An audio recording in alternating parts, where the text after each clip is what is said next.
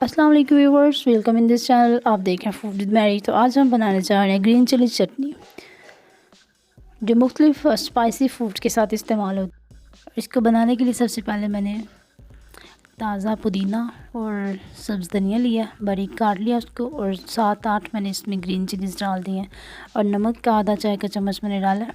और इसको हम थोड़ा सा पानी डाल के इसको बंद कर देंगे और इसको ग्राइंड कर लेंगे।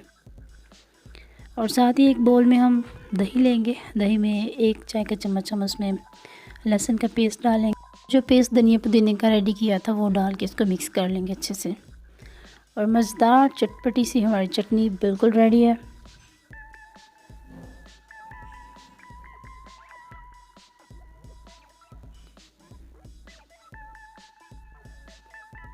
अक्सर कुछ खाने ऐसे होते हैं जो चटनी के बगैर अधूरे रह जाते हैं, तो ये चटनी बहुत अच्छे से काम करती है और बहुत शौक़ से खाई जाती है। इसको हम गार्निश कर देंगे हरी धनिया के साथ और थोड़े से लेमन के साथ। और मिलते हैं नेक्स्ट किसी और अच्छी सी क्विक रेसिपी के साथ। तब तक के लिए अपना ख्याल रखिएगा, दुआ में याद रखिएगा। अल्लाह हाफ़िज़।